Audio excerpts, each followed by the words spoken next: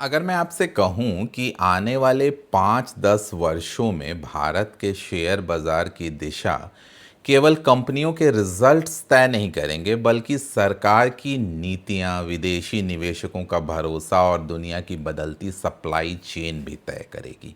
तो शायद आपको ये बात थोड़ी अलग लगे, लेकिन पिछले कुछ दिनों में 3 ऐसी खबरें आईं जिन्हें अगर अलग अलग पढ़ेंगे तो वो नॉर्मल लगेंगी, लेकिन अगर इन्हें जोड़कर देखेंगे तो भारत की अर्थव्यवस्था और स्टॉक मार्केट की एक बहुत बड़ी तस्वीर सामने आती है। पहली खबर, आरबीआई विदेशी निवेश के नियम को पूरी तरह सिंपल और यूनिफाई करने की तैयारी कर रहा है। दूसरी खबर जो आई, फॉरेन पोर्टफोलियो इन्वेस्टर्स यानी एफपीआई कई महीनों बाद फिर से भारत के चुनिंदा सेक्टर्स में खरीदारी की है उन्होंने।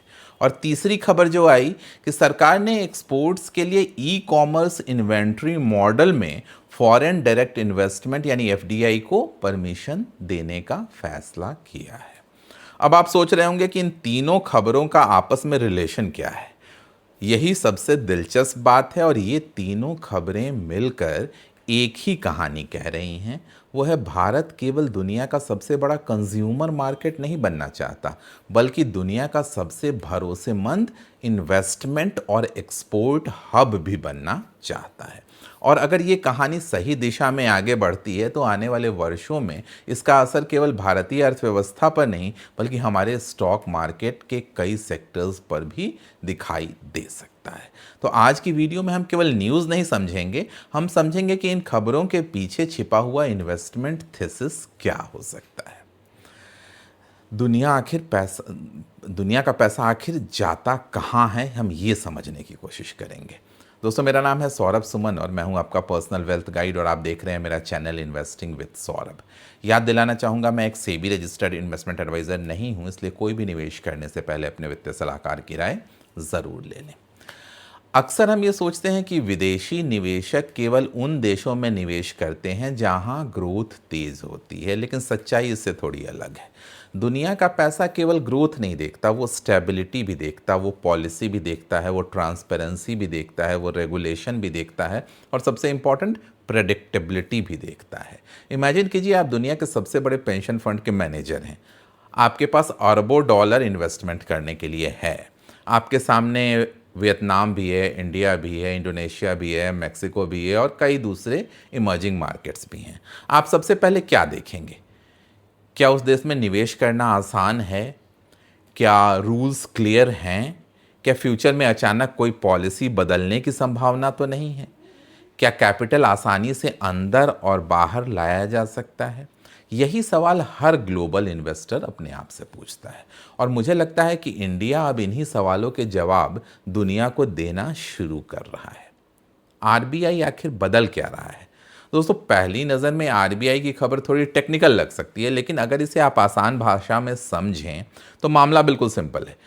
आज तक भारत में फॉरेन इन्वेस्टमेंट के लिए अलग अलग नियम थे। अगर कोई विदेशी निवेशक किसी लिस्टेड कंपनी में निवेश करना चाहता है तो अलग नियम, अगर किसी एलएलपी में इन्वेस्ट करना चाहता है तो अलग नियम, अगर रीट या इनविट के लिए अलग व्यवस्था, अल्टरनेटिव इन्वेस्टमेंट फंड्स के लिए अलग नियम। यानी एक विदेशी इन्वेस्टर को भारत में इन्वेस्टमेंट करने से पहले कई अलग अलग रूल्स समझने पड़ते थे। अब आरबीआई चाहता है कि ये पूरा फ्रेमवर्क ज़्यादा सिंपल, ज़्यादा क्लियर और एक समान हो। मतलब कम कंफ्यूजन, कम कंप्लायंस, ज़्यादा ट्रांसपेरेंसी और ज़्यादा ईज ऑफ इन्वेस्टिंग। ये बदलाव सुनने में छोटा लग सकता है, लेकिन कैपिटल मार्केट की दुनिया में छोटे बदलाव भी अरबों डॉलर के फैसले बदल देते हैं, क्योंकि बड़े निवेशक अनसर्टेनिटी लाइक नहीं करते। वे शायद थोड़ा ज़्यादा टैक्स दे दें, लेकिन उन्हें कन्फ्यूज़न बिल्कुल पसंद नहीं होता। और यही वजह है कि सिंगापुर, दुबई, लंदन और अमेरिका जैसे बड़े फिनेंशियल सेंटर्स लगातार अपने रेगुलेशंस को सिंपल बनाते रहते हैं और अब भारत भी उसी दिशा में आगे बढ़ रहा है।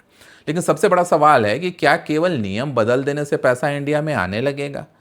अगर किसी देश की इकोनॉमी कमज़ोर हो तो केवल आसान नियम से इन्वेस्टमेंट नहीं आ सकता, लेकिन अगर मजबूत इकोनॉमी हो, स्पष्ट पॉलिसीज़ हों, अगर सिंपल रेगुलेशंस हों और तीनों एक साथ मिल जाएं, तो पिक्चर ज़रूर बदल सकती है। और यहीं दूसरी जो न्यूज़ है वो इम्पॉर्टेंट हो जाती है। फॉरेन इन्वेस्टर आखिर कर क्या रहा है? एनएसडीएल के ताज़ा जो डेटा आई है वो बता रही है कि जुलाई के पहले 15 दिनों में फॉरेन पोर्टफोलियो इन्वेस्टर फिर से भारत में नेट बायर हो रहे हैं। लेकिन उन्होंने पूरे मार्केट में अंधाधुंध खरीदारी नहीं की, उन्होंने चुनिंदा सेक्टर्स को चुना। और यही बात है हमें सबसे ज़्यादा समझने की ज़रूरत होगी, क्योंकि फॉरेन इन्वेस्टर न्यूज़ नहीं खरीदते, वो फ्यूचर खरीदते हैं। वे अगले क्वार्टर्स की अर्निंग नहीं देखते, वो अगले 5-10 वर्षों की कहानी खरीदते हैं। इस बार उनकी सबसे बड़ी पसंद रही consumer services, metals, health care, financial services. और अगले कई महीनों की लगातार, मैं ये कहना चाह रहा हूँ कि बिकवाली के बाद आईटी सेक्टर में भी हल्की खरीदारी देखने को मिली। अब सवाल है कि आखिर यही सेक्टर्स क्यों? लेकिन इसके पहले तीसरी खबर भी समझिए दोस्तों। जब ये खबर आई कि सरकार ने एक्सपोर्ट के लिए ई कॉमर्स इन्वेंट्री मॉडल में एफडीआई की अनुमति दे दी है, तो शायद बहुत से लोगों ने सोचा कि इसका मतलब स्टॉक मार्केट से कोई खास रिलेशन नहीं है। लेकिन अगर आप थोड़ी गहराई से सोचेंगे तो समझ आएगा कि ये फैसला केवल ई कॉमर्स का नहीं है, ये एक्सपोर्ट स्ट्रैटेजी का फैसला है। अब विदेशी कंपनियां एक्सपोर्ट के उद्देश्य से भारत में इन्वेंट्री रख सकती हैं, वेयर हाउसेस बना सकती हैं, सप्लाई चेन को डेवलप कर सकती हैं और भारत से दुनिया के दूसरे देशों में सामान भेज सकती हैं। यानी सरकार केवल ये नहीं चाहती कि विदेशी कंपनियां भारत में बेचें, सरकार ये चाहती है कि विदेशी कंपनियां भारत से पूरी दुनिया को बेचें। और यही है make in India for the world strategy. अगर ये स्ट्रैटेजी सफल होती है तो इसका फायदा केवल बड़ी कंपनियों को नहीं, बल्कि हजारों एमएसएमईज, एक्सपोर्टर्स और मैन्युफैक्चरिंग बिजनेस को भी मिल सकता है। अब तीनों खबरों को एक साथ रखिए। एक तरफ आरबीआई कह रहा है कि हम निवेश के नियम सिंपल बना रहे हैं, दूसरी तरफ सरकार कह रही है कि हम एक्सपोर्ट इकोसिस्टम को मजबूत बना रहे हैं, और तीसरी तरफ फॉरेन इन्वेस्टर्स कह रहे हैं कि हम भारत में फिर से चुनिंदा सेक्टर्स में पैसा लगा रहे हैं। ये केवल संयोग नहीं है, कोई चांस नहीं है। मुझे लगता है कि ये तीनों घटनाएं एक ही दिशा की ओर इशारा कर रही हैं। भारत केवल कंजम्पशन इकोनॉमी नहीं रहना चाहता है, भारत मैन्युफैक्चरिंग इकोनॉमी भी बनना चाहता है। भारत केवल डोमेस्टिक मार्केट नहीं रहना चाहता है, भारत ग्लोबल सप्लाई चेन का हिस्सा बनना चाहता है। भारत केवल इन्वेस्टमेंट लेने वाला देश नहीं, बल्कि ग्लोबल कैपिटल का भरोसेमंद डेस्टिनेशन बनना चाहता है। और अगर ये कहानी सही साबित होती है तो इसका सबसे बड़ा फायदा किन सेक्टर्स को मिल सकता है? Consumer services, metal, health care, IT, financial services, logistics, ports, warehousing और एक्सपोर्ट ओरिएंटेड मैन्युफैक्चरिंग। लेकिन क्या इन सभी सेक्टर्स में आज ही आपको इन्वेस्टमेंट कर देना चाहिए? बिल्कुल नहीं।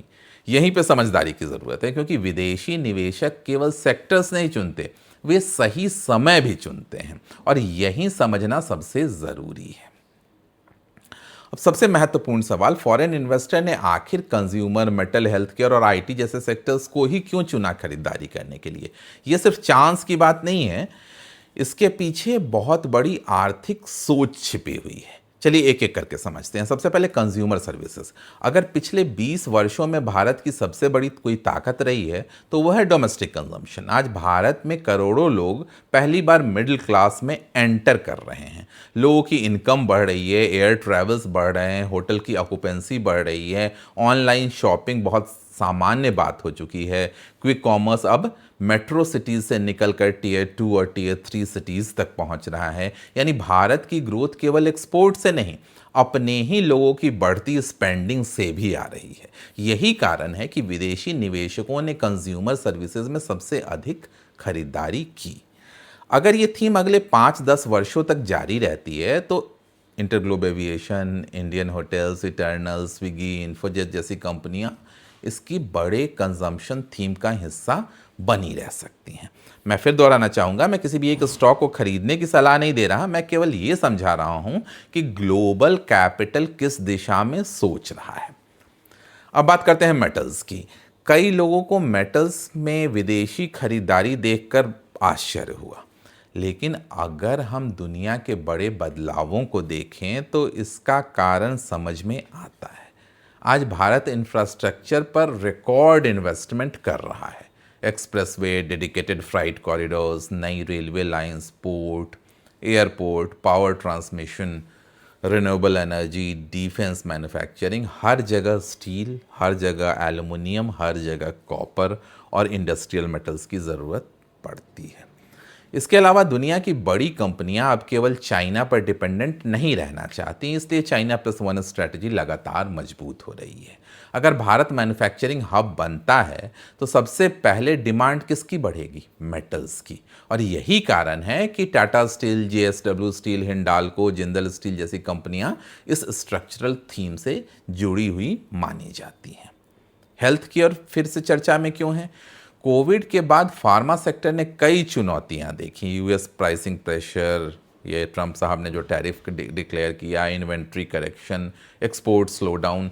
लेकिन अब तस्वीर धीरे धीरे बदलती हुई भी दिखाई दे रही है। भारत केवल जेनेरिक मेडिसिन तक सीमित नहीं रहना चाहता, अब फोकस है स्पेशलिटी ड्रग्स पे, कॉम्प्लेक्स जेनेरिक ड्रग्स पे, सीडीएमओ, हाई वैल्यूएशन मैन्युफैक्चरिंग और रिसर्च बेस्ड मेडिसिन पे। दूसरी तरफ भारत की अपनी हेल्थ केयर डिमांड लगातार बढ़ रही है इनकम बढ़ने के साथ। लोग बेहतर इलाज चाहते हैं, हेल्थ इंश्योरेंसेस बढ़ रहे हैं, प्राइवेट हॉस्पिटल्स का एक्सपेंशन हो रहा है। यानी डोमेस्टिक और ग्लोबल दोनों तरफ से हेल्थ सेक्टर के लिए अवसर दिखाई दे रहे हैं। और इसीलिए Sun Pharma, doctor Reddy's, Divi's lab, Torrent Pharma, Lupin, Mankind Pharma जैसी कंपनियां लंबे समय के निवेशकों के वॉच लिस्ट में रहती हैं। अब आते हैं सबसे दिलचस्प सेक्टर पर, आईटी।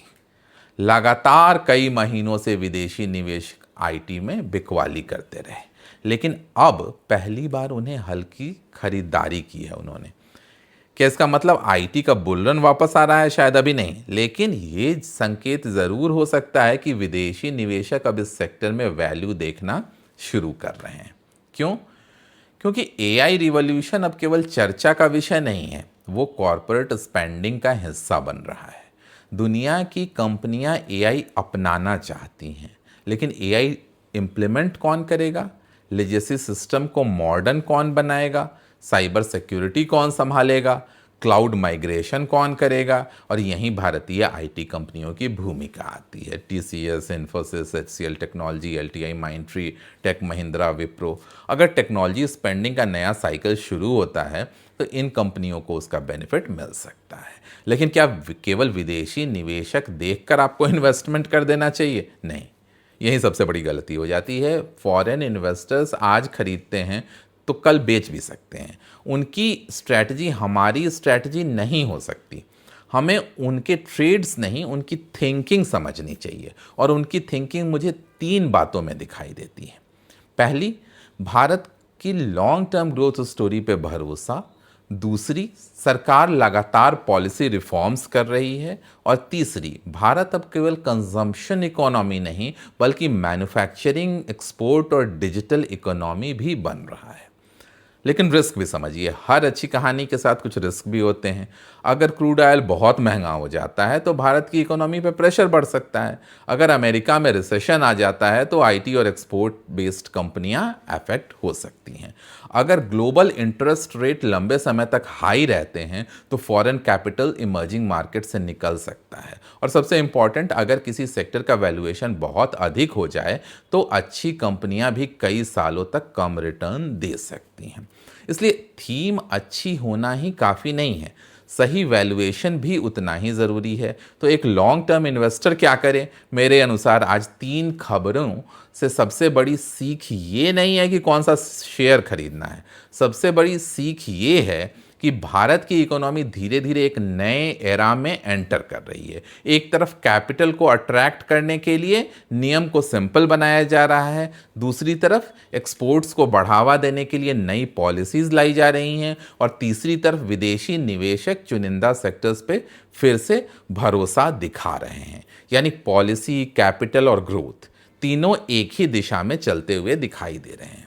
अगर आने वाले वर्षों में कॉरपोरेट अर्निंग्स भी इसी दिशा में बढ़ती है तो भारत की कैपिटल मार्केट स्टोरी और भी मजबूत हो सकती है।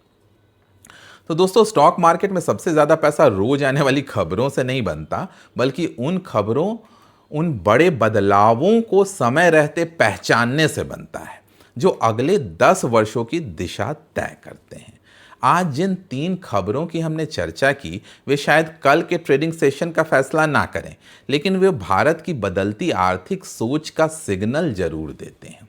भारत अब दुनिया से केवल निवेश नहीं मांग रहा है, भारत दुनिया को यह सिग्नल दे रहा है कि आप अपना कैपिटल भी यहां लगाइए, अपना मैन्युफैक्चरिंग बेस भी बनाइए और पूरी दुनिया तक एक्सपोर्ट भी यहीं से कीजिए। अगर ये स्ट्रैटेजी सक्सेसफुल होती है तो इसका फायदा केवल भारतीय इकोनॉमी को ही नहीं बल्कि कई लिस्टेड कंपनीज और लॉन्ग टर्म इन्वेस्टर्स को भी मिल सकता है। लेकिन याद रखिए, एक सक्सेसफुल इन्वेस्टर कभी हेडलाइंस में इन्वेस्टमेंट नहीं करता, वो हेडलाइंस के पीछे छिपे हुए स्ट्रक्चरल ट्रेंड्स में निवेश करता है। और मुझे लगता है कि आज उसी एक स्ट्रक्चरल ग्रोथ साइकिल की शुरुआत हो रही है। उम्मीद है दोस्तों आपको भी इंसाइट मिली होगी इस न्यू स्ट्रक्चरल ग्रोथ स्टोरी के बारे में और आप इसका फ़ायदा ज़रूर उठाएंगे अपने इन्वेस्टमेंट जर्नी में।